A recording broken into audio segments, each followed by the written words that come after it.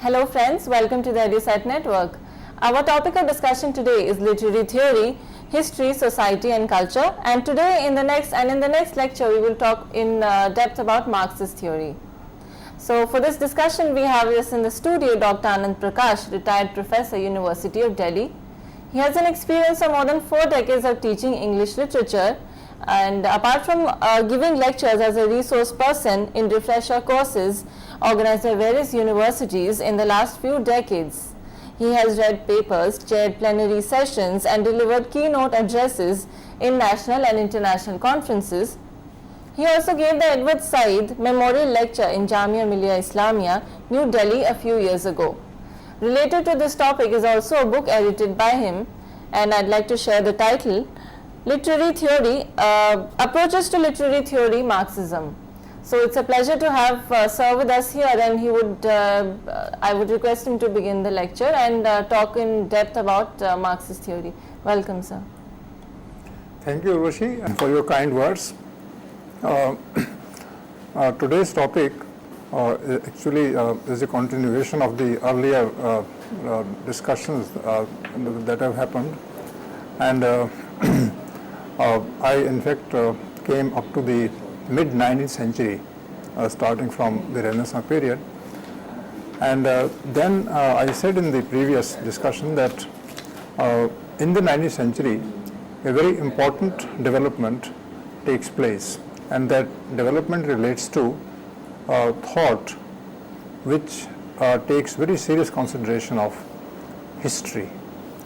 History was never so very important in thought till the mid-19th century. It became somewhat current in the Renaissance period, when people started thinking in terms of what is called the progressive time. So there is a past, there is a present, and there is a future, and the movement is one way. So this gave rise to, apart from other things, a different view of life, a life that has a kind of tentative beginning somewhere in the past. Conscious life, social life, this has a kind of dating about it. It can be dated at least at the level of centuries and millennia, that human beings become social beings at some point of time. But then this discussion became quite concrete in the 19th century for different reasons. I don't want to go into those reasons today, but then let me tell you that the most important development so far as the subject of literary theory is concerned happened with the coming forward of a thinker like Karl Marx in the mid-19th century, who at a very young age, he was 30 years when he wrote that famous book, the Communist Manifesto. It's a very short book. It's about 40 pages, and it's an epoch-making work. And in this book particularly, he talked about the theory of history, and that theory of history would then shed light on a large number of issues that relate to social life. So I start with this aspect of Marxism in the 19th century, which lays emphasis on what I would call history and time. And in fact, as I have already explained earlier, another word for Marxism is actually historical materialism. So a materialist view which happens at the level of history. So that way the word is central to our discussion today, and the next time when I talk further on this topic. So let's now have a look at, in order to reach the point of clarity, Marxism, something related with history, and from today's angle. For instance, we'll of course start from the 19th century, but in the beginning let's have a reference to what people understanding about history today, that is in the end of the 20th century and the beginning of the new century. And I have taken a discussion, a comment from a famous Indian rational liberal thinker called Shyam Lal. You might have heard this name. His name is important in the sphere of journalism and philosophy and literary theory. And there's a book that he wrote. It came out in the 1990s, and the book is called 100 Encounters, in which 100 essays all appeared in the Times of India. He was the editor of the Times of India at that time, and from there I picked up this particular comment on history, as Shyamlal has talked about it, and I then read it out and comment on this particular observation that he shared with the readers at that time.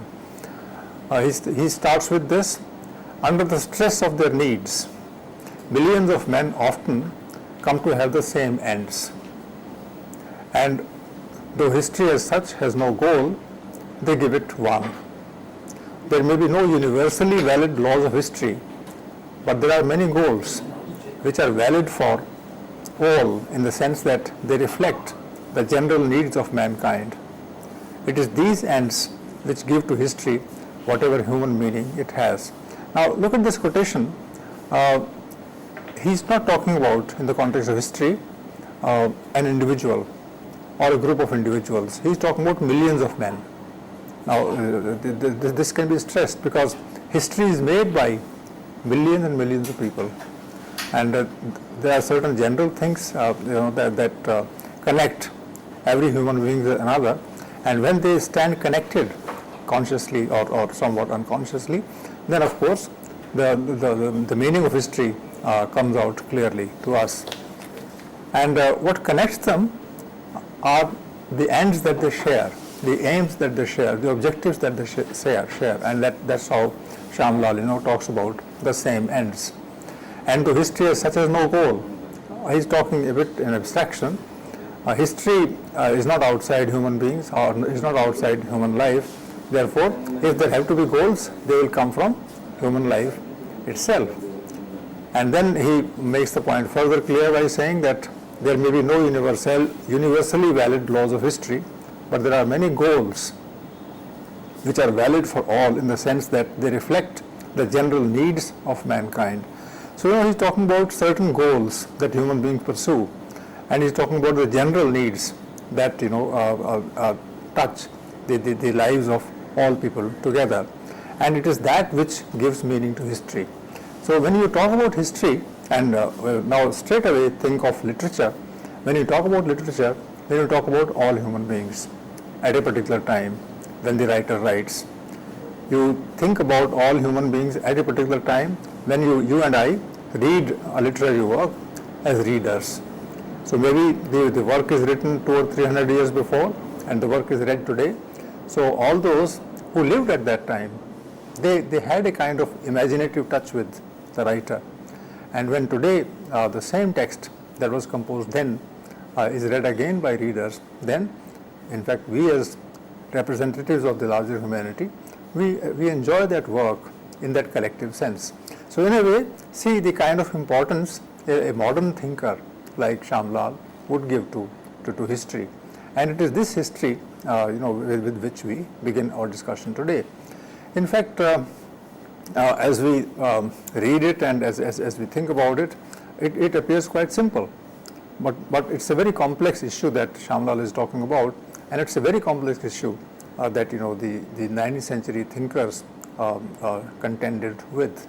And therefore, let's say that I can tell you how complex it would be if we put it along with observations of other writers in the 19th century who would have a different way of saying things about human beings.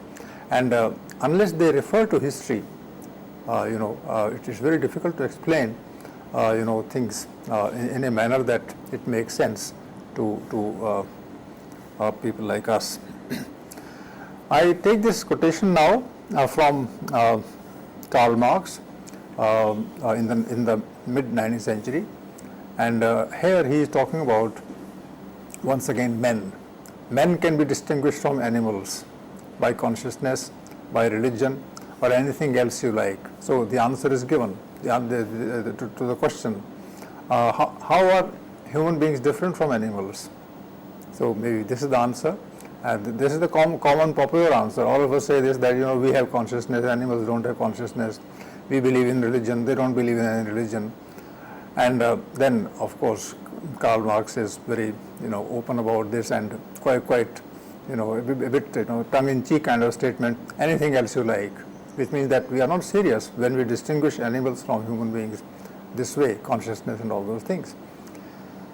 Then his idea, they themselves begin to distinguish themselves from animals, they means human beings, as soon as they begin to produce their means of subsistence. The word produce is italicized here, and this italicization is in the original text. A step which is conditioned by their means of subsistence, a step which is conditioned by their physical organization. By producing their means of subsistence, men are indirectly producing their actual material life. What is he saying? How are human beings different from animals according to Karl Marx? And he says they are different from animals because animals don't produce.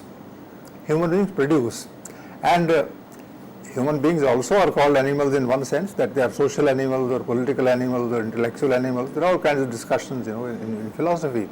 But then Karl Marx says that human beings begin becoming human beings when they produce.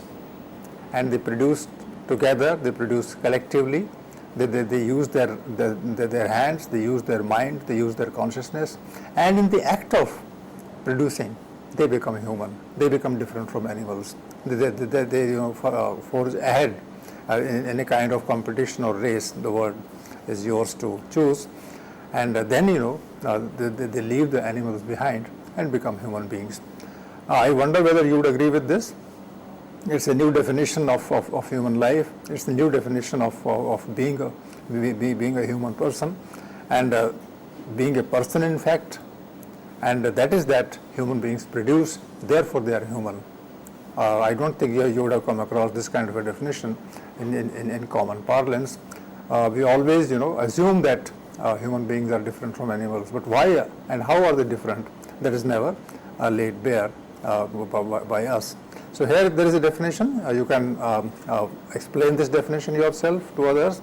You can counter this definition if you disagree with it, but then you will have to ask questions from yourselves. I have to ask questions from myself as to how I can prove that human beings are different at the level of consciousness, religion, etc., because then this discussion begins about religion and other things also. So I then appeal to you to think about this definition, and because this is a theoretical point that he is making, and this point is going to touch the discussion about literature later, and it will be the bedrock, it will be the basis of literary theory, because literature deals with human life, and Karl Marx is here telling us that human beings are human because they produce, and straight away certain others bells start ringing in our mind when we have such a definition. I'll come back to this if there is a point to be made with respect to this particular idea. Then the discussion by Karl Marx continues about history and about human beings as different from animals, and about their production. And then the word production was common between the earlier quotation and the quotation that I'm going to read. As individuals, says Marx, express their life, so they are.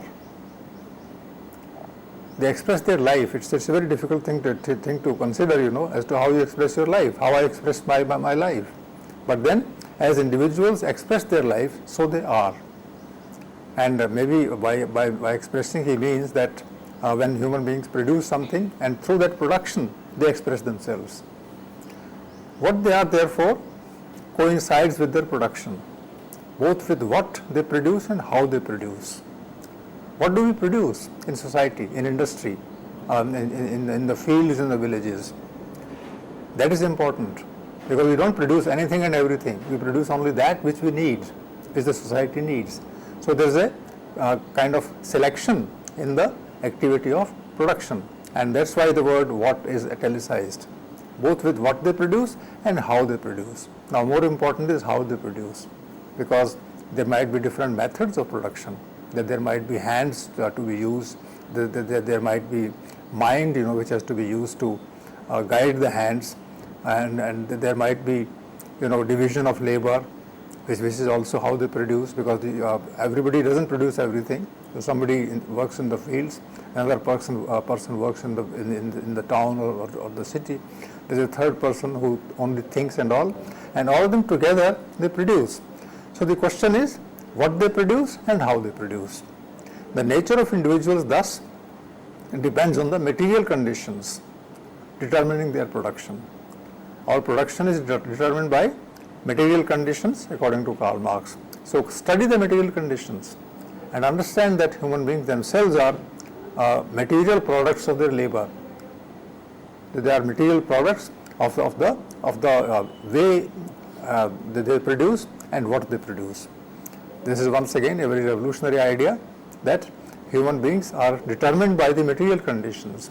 Of course, all of us know that if you call society a material product, that is, there is a neighborhood, there is a school, there is a college, there is an office, there are other conditions, etc.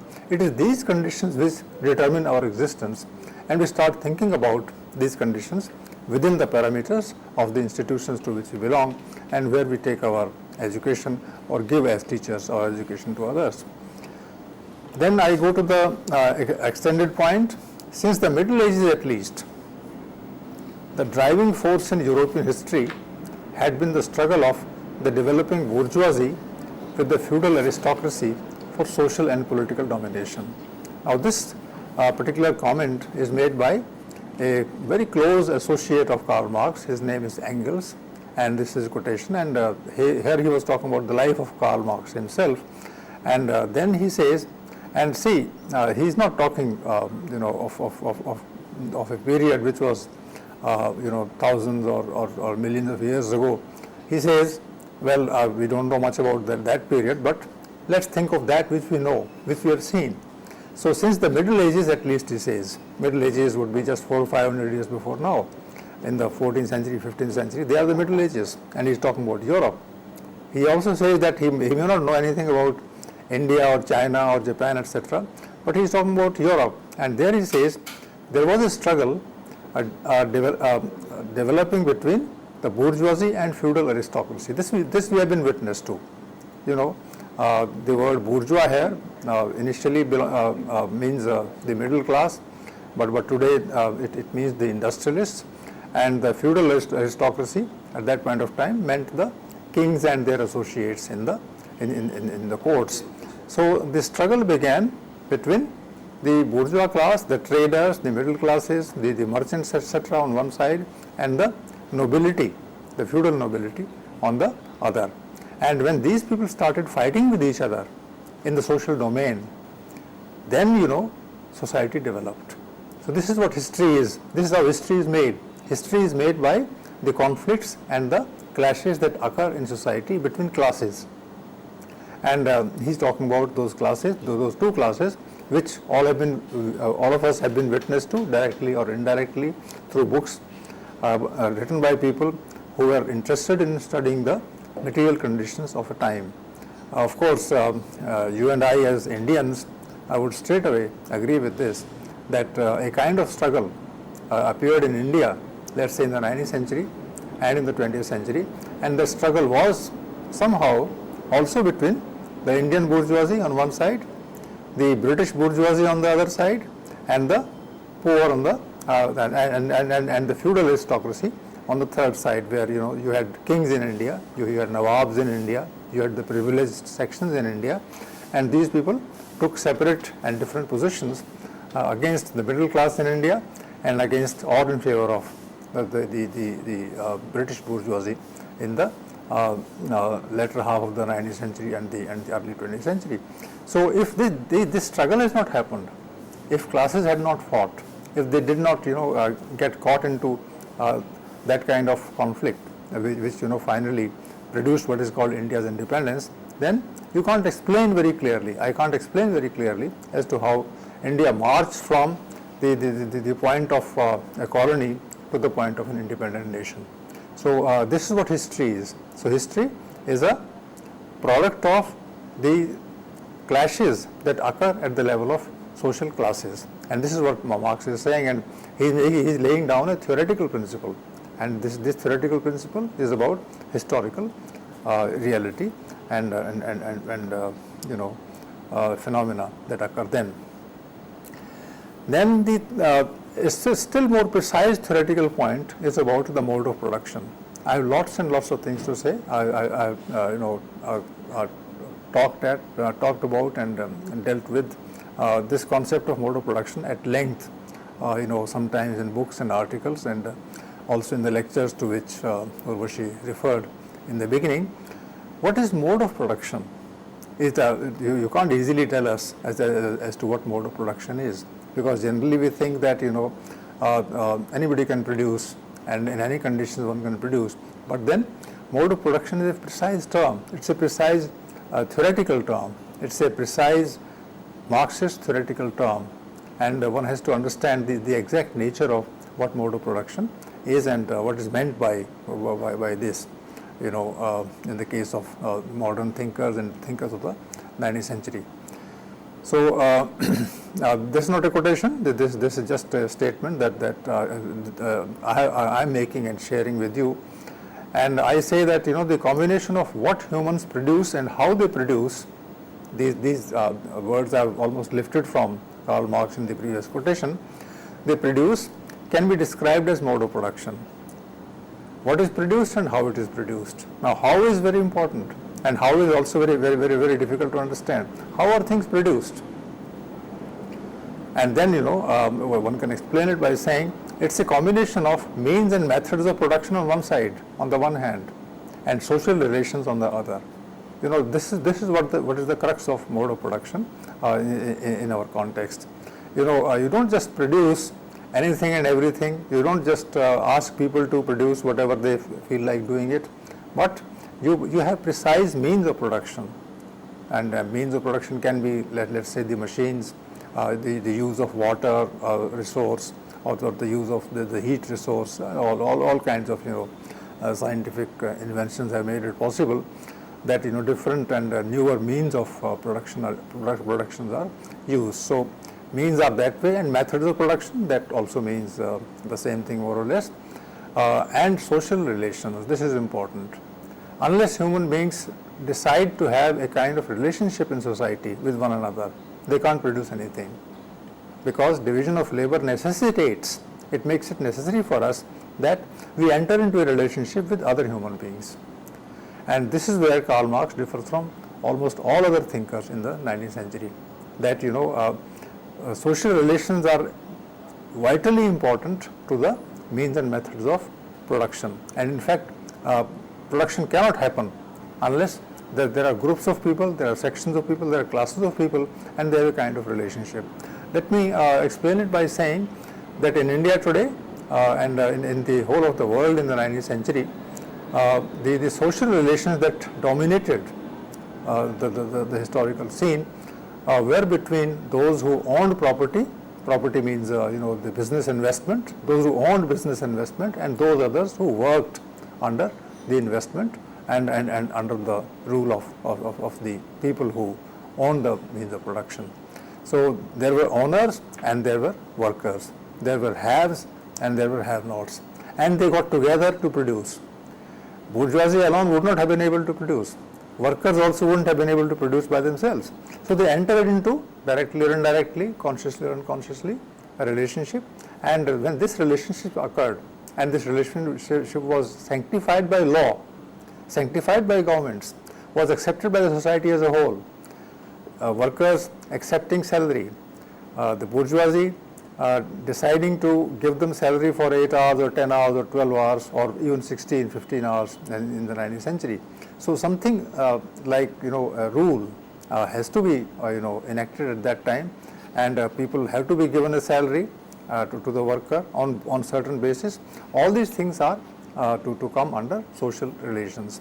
So in social relations, means of production are employed in order to produce, and then only things get produced, and the way they get produced, that's how the human life is determined by social conditions.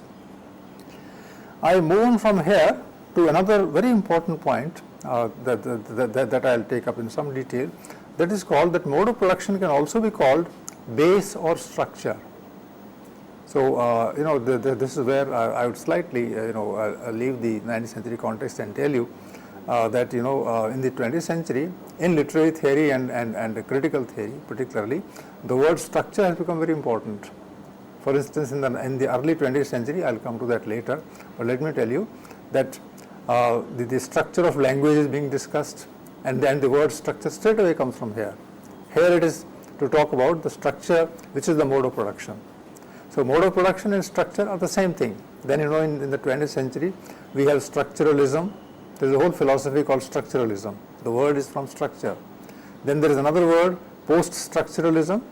So once again, the word structure is there.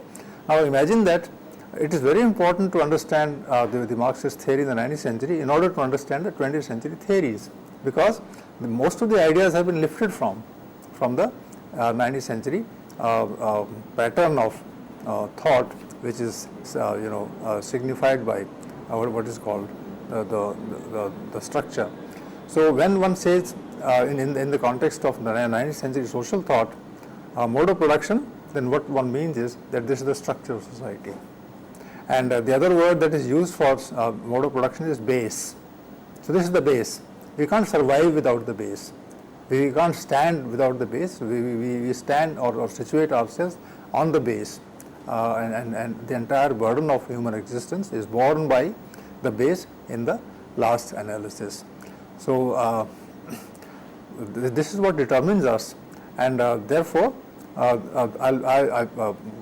we all would be using the word base and structure later, and but at the same time keep in mind that we are talking about the mode of production, which means that there are means of production and there are relations of production, and it is this that is the basis of human social existence. We can talk endlessly about the mode of production. We can also see the way things are produced in a, for instance, you walk into a factory and you see that things are being produced there by hundreds of people and thousands of people, and they all are producing the same good which comes out at the end.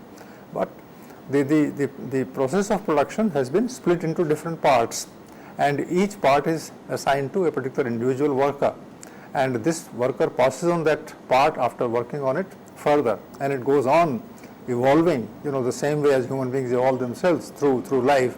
So that this part also goes through all the processes, and at the end you see the finished product. So who has produced, for instance, a car in a car factory? And the answer would be, well, it is produced by all the workers who are there together. So the point can be extended, what is the role of the bourgeoisie?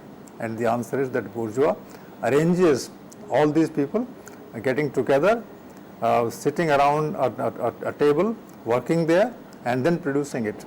And then one says, well, who has made the basic material, raw material of the car that is being produced?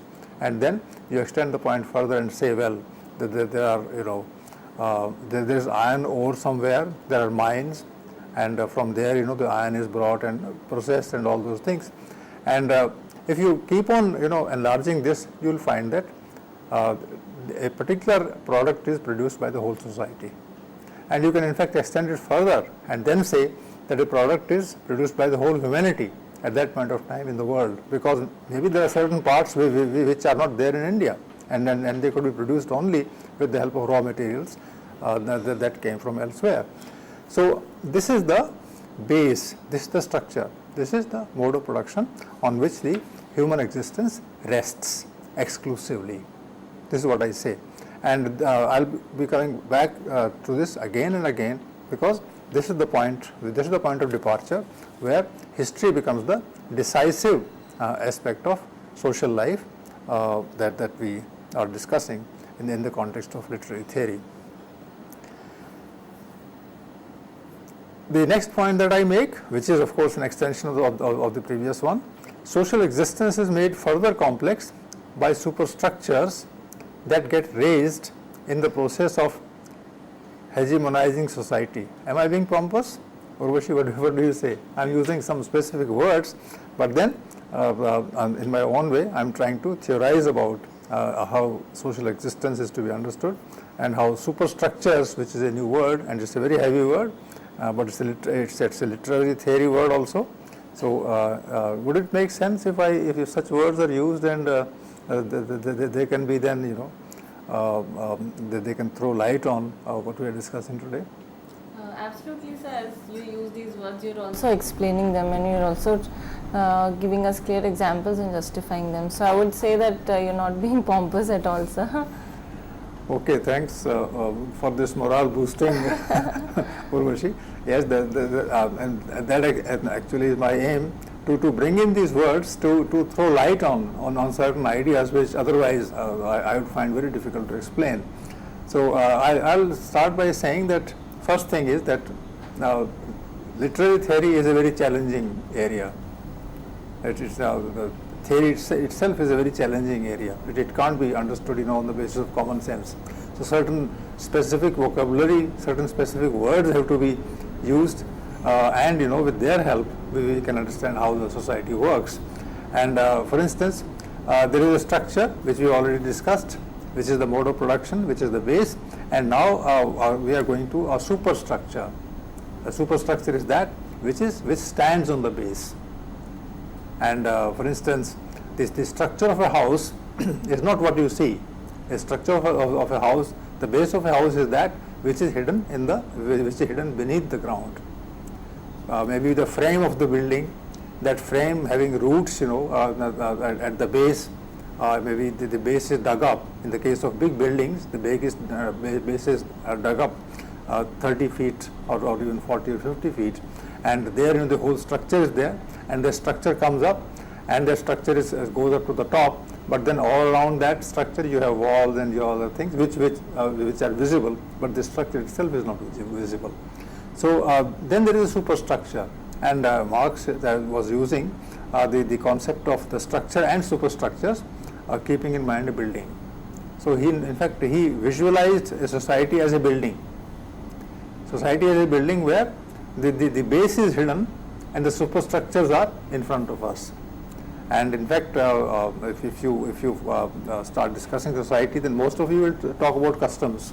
There is a whole science in the 20th century which has come up, and it's a very fashionable subject these days. The science is called sociology, and it's a 20th century development, social science. In the 19th century, nobody talked about sociology. In fact, the word sociology came into being in the 1930s and 40s, and I don't have to go into this, but it is history that is important, not sociology, because in sociology you will be discussing only superstructures, and unless you see superstructures in their relationship with the structure, you can't understand either superstructures or sociology. So anyway, that's another area, and maybe sometime we come to that. But then, what are the superstructures?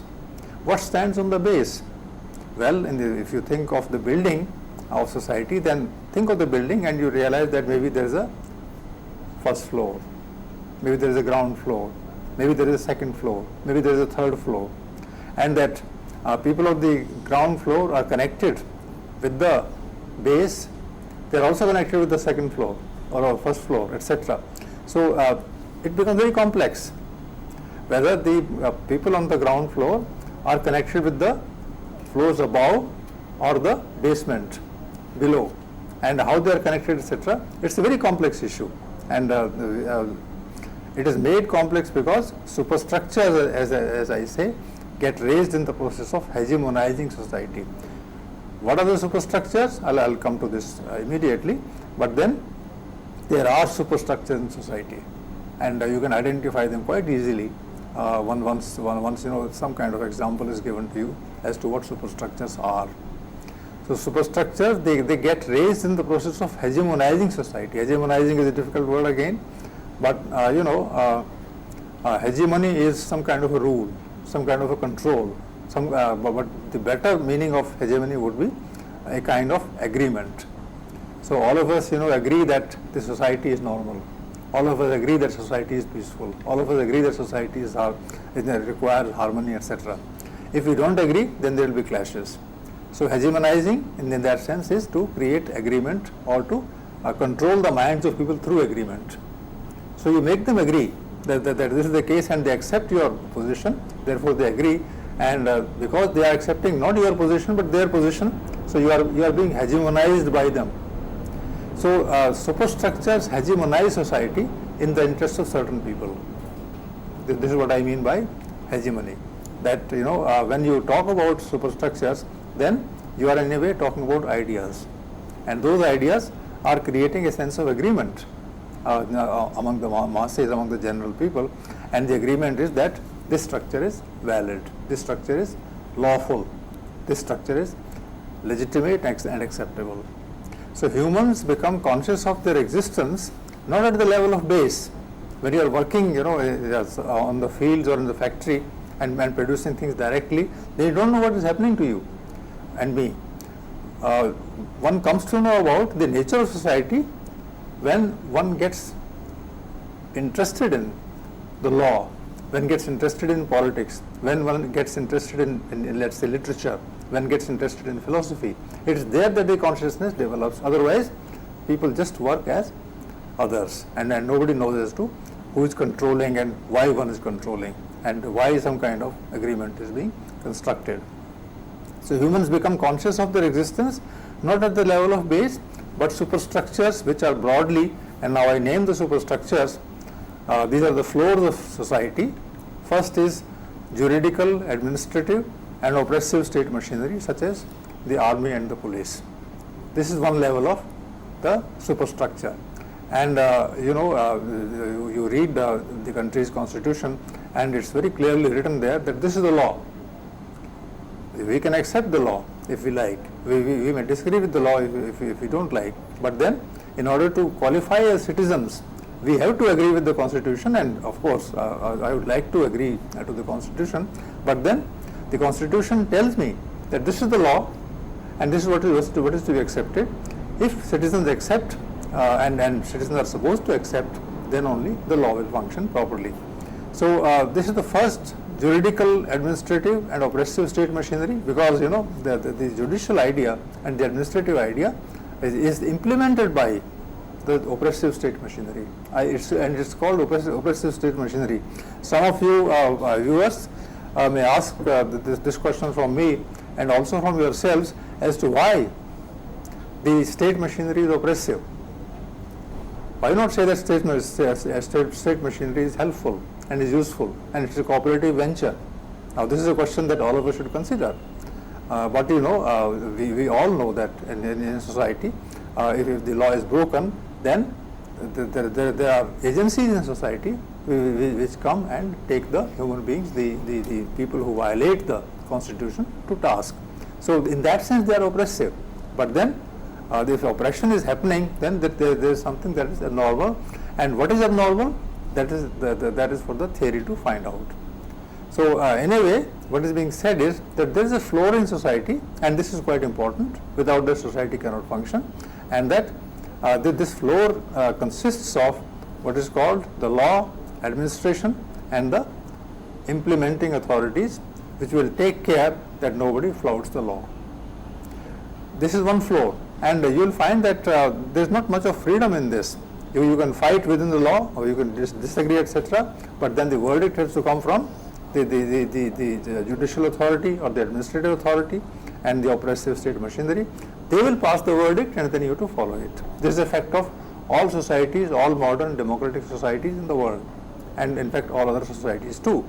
And what is being said is that somehow this particular floor of society, this is the first superstructure, and this superstructure is supposed to ensure that everybody abides by the law and everybody works within the patterns and parameters that the law has defined for all people. So the question is that there is a citizenry, there is a group of citizens, and all citizens included, and that all of them are supposed to be governed by this floor, which is the ground floor or the first floor in the building called society. Now I come to the second floor. Second floor is the political floor, and you will realize that it is away from the base, because there is a floor in between, and it is here that people get some kind of liberty and freedom. you have seen the elections just happening last month, and you realize that when the political machinery was active fighting elections, then people disagreed with one another. Sometimes they would violently disagree, and they would get away in the name of differing with others, etc. And a society is supposed to be developed only when it allows free politics and democratic politics. So everybody has to be a democrat. Everybody has to understand the working and take part in the working of politics, and this politics ensures that society is healthy. So politics is the health of society. Politics is the consciousness of society. Politics is the clash of ideas or differences of ideas expressed fearlessly and courageously in society, and this is very important for the health of all societies, particularly the modern societies where political freedom is given to everybody to cast one's vote, to express one's opinion, to form a group and fight elections, and this kind of a thing. When one fights an election, when one goes out and canvasses for oneself or for supporting a candidate, etc., then you know that in the process of taking part in politics, all of us start understanding politics and society better than otherwise. So there are many people who don't cast their vote. There are many people who don't canvass for anybody. There are people who don't discuss politics. I think these people remain less developed than those who talk about politics, who discuss politics, who show disagreement, and who believe in performing their duties as well as enjoying their rights. So that way, it's a very important floor in the superstructure, and this floor particularly is completely theoretical, in the sense that all discussions that happen, they happen at the level of ideas, and that here you differ, and you differ not because the person with whom you differ is an enemy, that person is a co-citizen, that person is the one who enjoys the same powers as you do, and all of us remain together. But then it gives us a chance to differ. Therefore, we also taking part in politics grow into some kind of a consciousness. The third floor is the philosophical floor, the moral floor, and the religious floor. Now, I put these things together. These are the somehow groupings done by Karl Marx himself. I'm just lifting the ideas from there to explain. So all of us do not exercise, do not practice philosophy, but there are philosophers among us who write books, who write articles, who explain to us certain principles which are philosophical in nature. Then there are people who talk about morality. In fact, all of us talk about morality sometime or the other, but then when we somehow raise questions about morality, then in every community, every society, every group, there are people who know better than us, and they come and tell us that this is what morality is. In India, there is a caste system still continuing, and the moral kind of responsibility is assumed by the Brahmins. So if somebody has to seek any moral guidance, then you know where to go. One has to go to a Brahmin and the Panditji, and the Brahmin will tell us that this is good, this is bad, this is God approved, and this is, well, they can use the terminology also of the devil, and they will say that one should always be moral and things like that. And in every ritual, the Brahmin explains as to what is moral. So you have, and this is a floor that works. Of course, every day you don't discuss, I don't discuss morality or do not seek, moral lessons from anybody, but on crucial occasions and at the time of rituals, all of us somehow are told our moral duties. In fact, in the school and college, the teachers tell us the moral duties as students, and in the world of illiterates, India is also a country of a large number of illiterate people in it. So there, the moral lessons are learned from a particular class or caste called the Brahmins. And then comes religion. Religion also is a part of this floor. Sir, if you would allow me to interrupt you, and we're getting a question, so if we can have the caller. So if you allow. Yes, of course. Yes, I'd welcome. Yes, is the caller online? Good morning, sir. Good morning, madam. Yes, sir. Good morning. Please ask your question. Sir, I would like to listen that how we can apply base and superstructure to literary texts. Okay, I believe this is a good question. I would have discussed it at length myself also, but now that you raised the question, I straight away say that moral questions and religious questions are a part of literature. In fact, we have in India particularly a large number of books which have literary value, but some people think that they are not merely literature, but that they are also religious books. For instance, Mahabharata is for us is a literary text, but the entire Gita Gyan is given in Maharashtra in Mahabharata in a particular chapter. So in fact, religion and literature are intertwined in life the same way as in literary theory this kind of superstructure is employed. So a writer always has a particular stance towards, a particular attitude towards the religious principles of a time.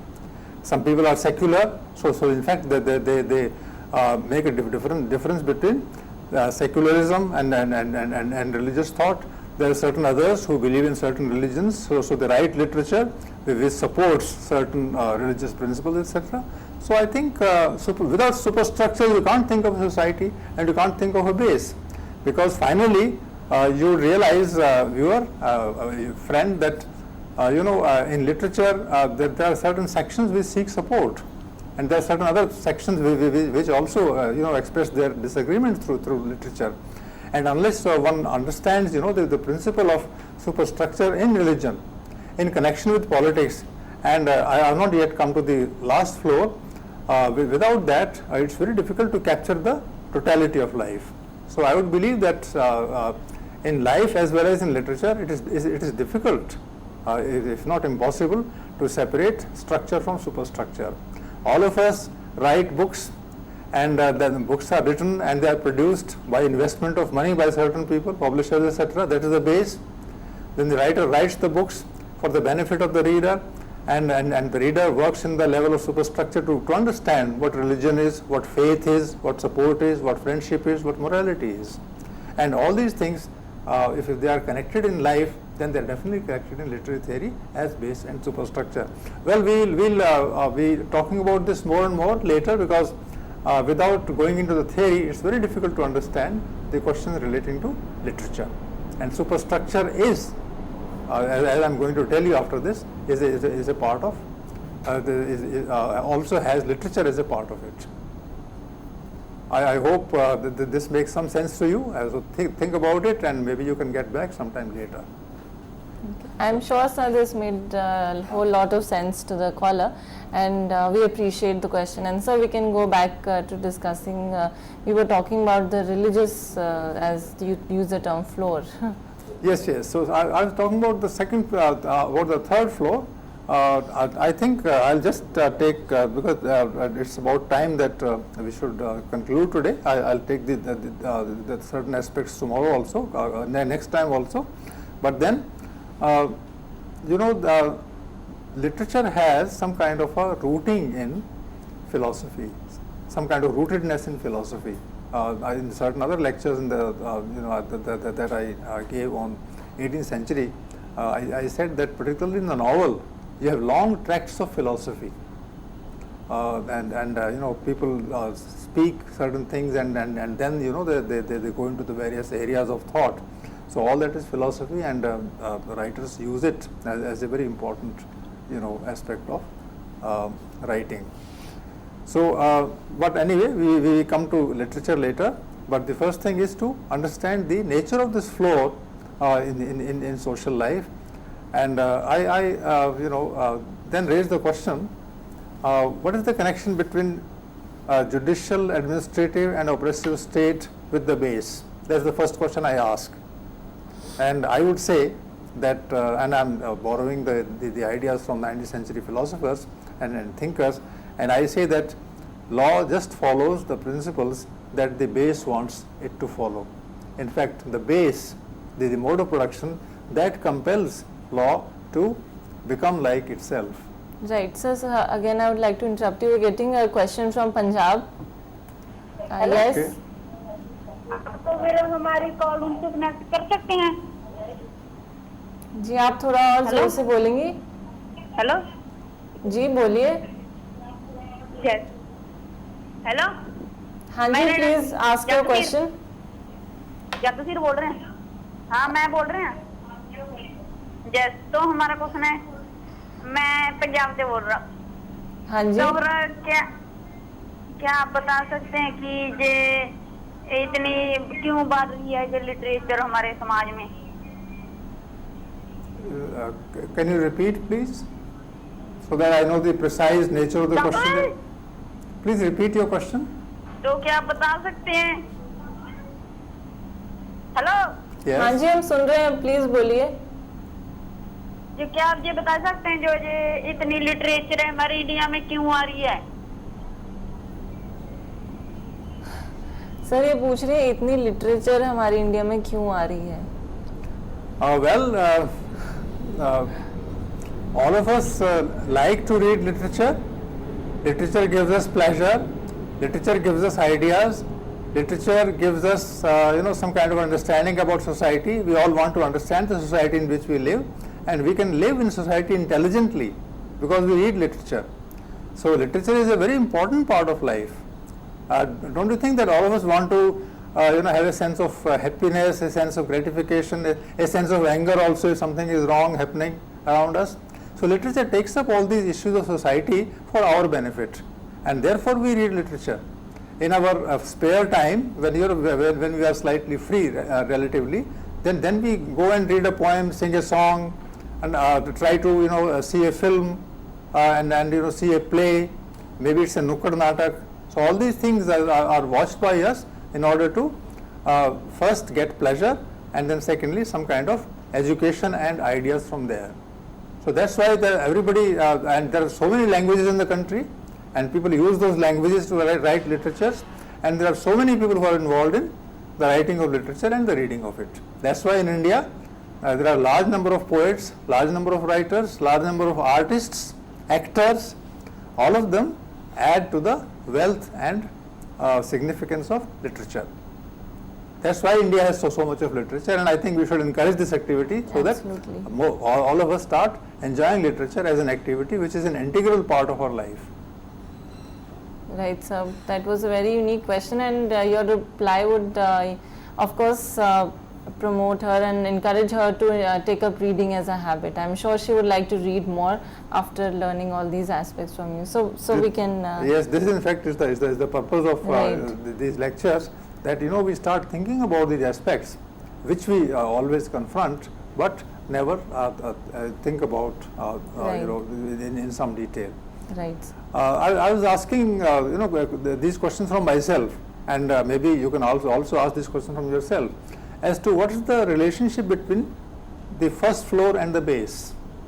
And my answer to this question is, and I take the answer from Karl Marx, the answer is that all the laws are framed in order to meet the requirements of the base, and these laws keep changing, but they change to the extent to which the base allows them to change. For instance, in the early 20th century and before that, there is no law that allows human beings to vote, the citizens to vote at that point of time. But then come certain people in society, and they fight a struggle, they fight a battle with a certain class, and they say, okay, now we'll work as equals and we'll have a different kind of a law. So a new law is enacted, and now people don't become rulers just because they are the sons and daughters of rulers. They become rulers because they accept the verdict of the people at large who are casting their votes. So this law actually came into being because there was a change at the base. New kind of people came on the scene, and they started wielding power not through birth, not that they were born in high caste or born in kingly families. They started ruling the world because they had more money. And before money, all of us became equal. So the law also got changed. So what I'm saying is that the first superstructure, which is the superstructure of law, administration, and oppressive machinery, etc. Now this superstructure becomes all the time very conducive to the growth and sustenance of the base. So like base, like the first superstructure particularly. So Right, this is the sir. relationship. As we get to that, so we are also getting a caller, so we can probably resume this and take the call in between. Hello. Ji? Hello. Hanji? Hi. Hello. Yes, we can hear you. Please ask your question. My name is Jagsir Singh. Okay. Hello. Why is literature important in our country? You see, I have already told you, Kirtiji, that literature is important in the country because it tells us how to feel and which feeling is good and which feeling is bad. And the literature works for emotions. It tells us that the feeling of friendship is good. So if you read literature and you find friendship good and literature tells you the same thing, then your faith in friendship is strengthened further. And if there is some ills and evil in society and literature criticizes it, then we learn from it that we should also criticize the ills and evil of society. So literature is useful for us in all respects. We know what to oppose and we know what to support. And we thoroughly enjoy it. That's the reason why we read literature, and that's why we should continue reading literature. I hope that this has partly met your question. I'm sure, sir. Of course. And if she would like, she could call in also for our tomorrow's lecture. So, in order to clarify our doubts even more, sir, as we draw to the end of the lecture, I would request you to sort of tell us what we would be talking about in the next lecture, say very briefly, so that our viewers would be prepared with more questions. Today I came up to the political floor, which is the second floor, and I had started, discussing the philosophical, moral, and religious issues. But then, in the next lecture, I'll be going into the details of how, for instance, politics supports the base. What is the relationship between this? Okay. And basically the relationship between superstructure and structure. All right. Thank you so much, sir, and thank you for being here and giving us all this information and for the very well structured presentation. So also thank you listeners for watching, and have a very nice day.